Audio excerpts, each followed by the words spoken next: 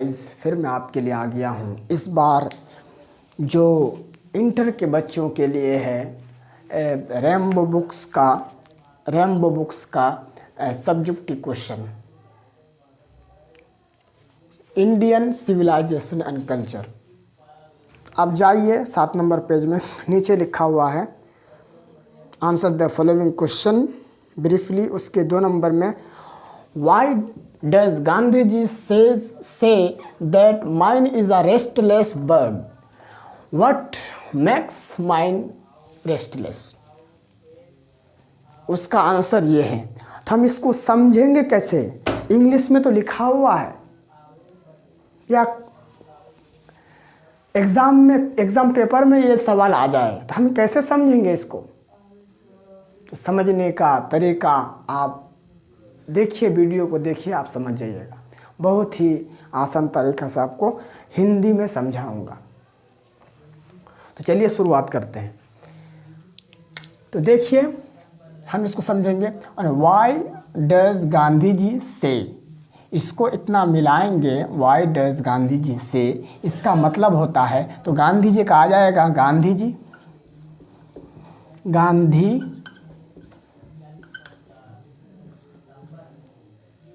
गांधी जी। अब वाई का आ जाएगा क्यों से का मतलब कहते हैं, और लास्ट में आ जाएगा, वर्ब लास्ट में आता है, कहते हैं। अब बच गया क्या आगे? दैट कंजक्शन है, दैट का मतलब वो होता है, लेकिन कंजक्शन है, इसका मतलब होगा की। आगे क्या बच गया? Mind is a restless bird, mind is a restless bird. आपको वर्ड्स याद रखना चाहिए। वर्ड्स को आप याद कर लीजिए, डिक्शनरी देख करके या मोबाइल में सर्च करके आप वर्ड को याद कर लीजिए, तब आप सेंटेंस को समझेंगे। तो माइंड का लिख देंगे माइंड, मन। माइंड का मतलब क्या होता है? मन, दिमाग भी होता है मन। और इज आ रेस्टलेस बर्ड, इसको एक साथ बोलेंगे, इज आ रेस्टलेस बर्ड। तो इसका मतलब होता है एक बेचैन। माइंड का लिख दिया मन, तो इज आ रेस्टलेस को मिलाएंगे, एक साथ बोलने से होता है एक बेचैन।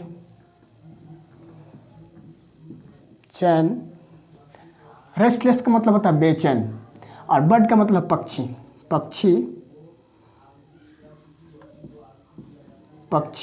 और इज का लास्ट में आ जाएगा है। अब आगे क्या बच गया? What makes mind restless. What का मतलब क्या, मैक्स का मतलब बनाता है, क्या करता है, माइंड का मतलब होता है मन, दिमाग, रेस्टलेस का मतलब बेचैन। तो अब इसको मिलाएंगे तो व्हाट मैक्स का लास्ट में जाएगा और पहले आ जाएगा माइंड रेस्टलेस।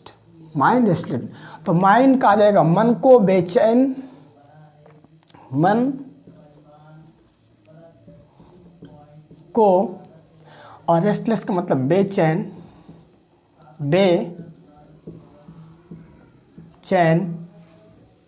मन को बेचैन क्या बनाता है, और व्हाट मैक्स का दोनों को मिलाएंगे तो यहाँ वह क्या बनाता है, और व्हाट मैक्स का लास्ट में आ जाएगा। दोनों को माइंड रेस्टलेस को मिलाए तो मन को बेचैन, और व्हाट मैक्स को मिलाएंगे तो क्या बनाता है। ये भी लिख सकते हैं दिमाग को क्या करता है, मन को बेचैन क्या बनाता है, क्या करता है। ये भी लिख सकते हैं दिमाग को। माइंड का मतलब क्या होता है? दिमाग को। दोनों को मिलाए माइंड रेस्टलेस तो बेचैन,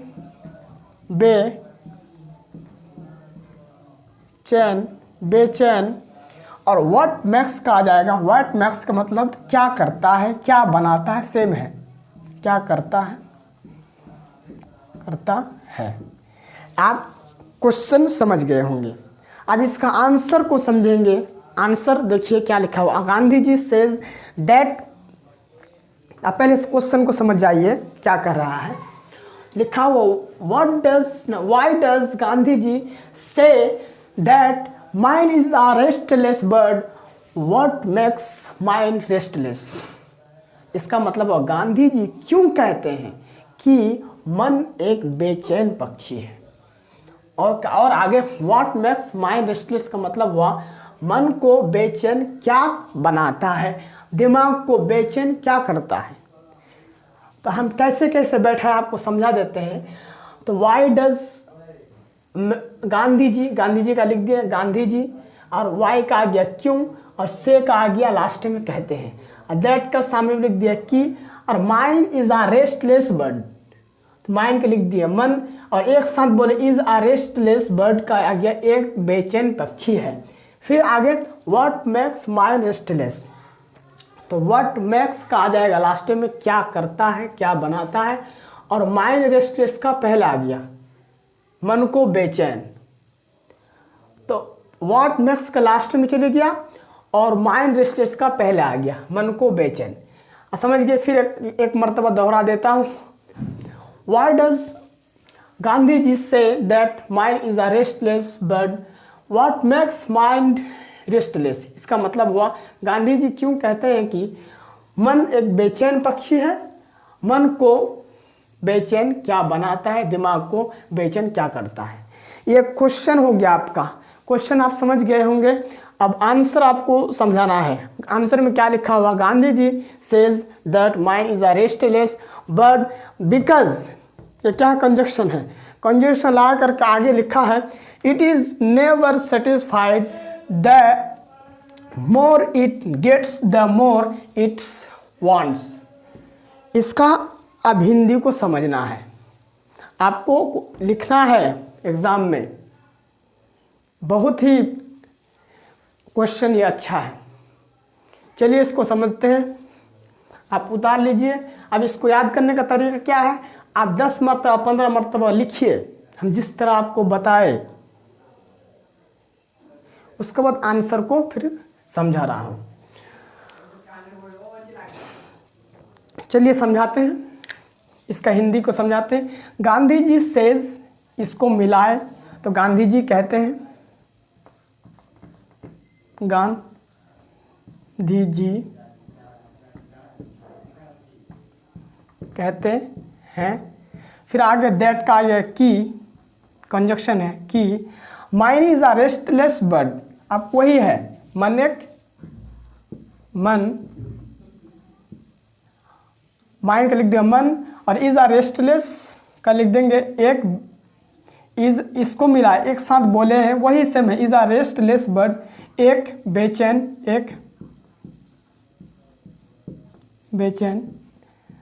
पक्षी है। और इसका हो गया, यहाँ तक हो गया। और बिकॉज का मतलब होता है क्योंकि, फिर आगे समझेंगे। बिकॉज क्योंकि,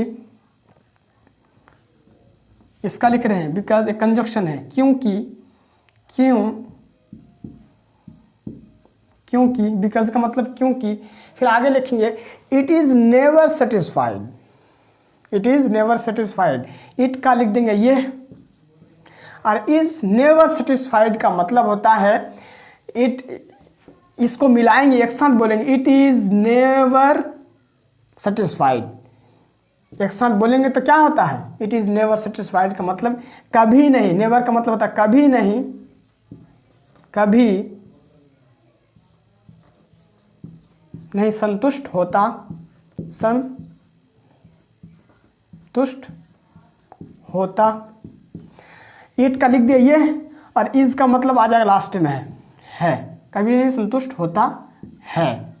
एक साथ बोले इज नेवर सेटिस्फाइड, ये कभी नहीं संतुष्ट होता है। ये भी लिख सकते हैं ये कभी नहीं। अब एक साथ बोलेंगे इट इज नेवर सेटिस्फाइड, एक साथ बोलेंगे इट इज नेवर सेटिस्फाइड, इसका मतलब है ये कभी नहीं राजी होता, ये कभी नहीं राजी होता है। और आगे क्या है, the more is gets the more it wants, इसका मतलब होगा द मोर का आ जाएगा इसमें नीचे। द मोर का मतलब होता है बहुत, मोर का मतलब क्या होता है अधिक, बहुत लिख सकते हैं, अधिक लिखिए। और इट का मतलब होता है ये, गेट्स का मतलब है मिलता है, मिलता है। एंड द मोर का लिख देगा बहुत, और इट गेट्स को मिलाए तो क्या हो गया, यह मिलता है। इट गेट्स का मतलब क्या हो गया, यह मिलता है। फिर आगे द का खास करने के लिए होता है, द के आगे जो मोर इट वांट्स है इसको खास करता है। फिर यहाँ पे द जो लिखा हुआ, द किसको खास करता है, मोर इट गेट्स को खास करता है।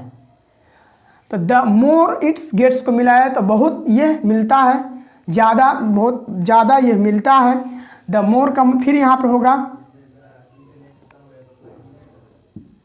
बहुत, बहुत भी लिख सकते हैं, ज़्यादा भी लिख सकते हैं। बहुत यह चाहता है, बहुत यह चाहता है। यानी द मोर इट गेट्स को मिलाए तो क्या आ गया, बहुत यह मिलता है। यानी ज़्यादा इसे, ये भी लिख सकते हैं, इसे, इसको लिख सकते हैं इसे, बहुत इसे मिलता है। यहाँ भी लिख सकते हैं इसे, यह इसे एक ही माना होता है इट का मतलब। फिर आगे क्या मिला है, द मोर इट्स वांट्स को मिला है, मोर इट्स वांट्स का मतलब हो गया बहुत इसे चाहता है, चाहते हैं, क्या, बहुत इसे चाहते हैं, इसे चाहते हैं। इसका मतलब आप समझिए, बहुत इसे क्या मिला है, द मोर इट गेट्स का मतलब मिला है तो क्या हो गया, बहुत इसे मिलता है। ये भी लिख सकते हैं ज़्यादा इसे, ज़्यादा इसे मिलता है। फिर आगे द मोर इट वांट्स का मतलब फिर आगे मिलाएंगे ज़्यादा इसे चाहते हैं। इसका मतलब आप समझिए,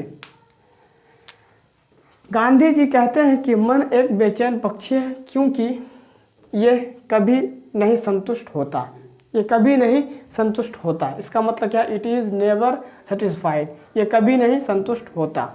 फिर आगे ये भी है, ये कभी नहीं राज़ी होता। फिर आगे the more it gets, the more its gets को मिलाए, द मोर इट्स गेट्स को मिलाए तो बहुत इसे मिलता है, यानी ज़्यादा इसे मिलता है, जितना इसे मिलता है। इसका मतलब होता है जितना इसे मिलता है। फिर आगे द मोर इट वांट्स, उतना ही यह चाहता है, उतना ही यह चाहता है। क्या लिख सकते हैं यहाँ पे, जितना, द मोर इट गेट्स को मिलाए, जितना इसे मिलता है।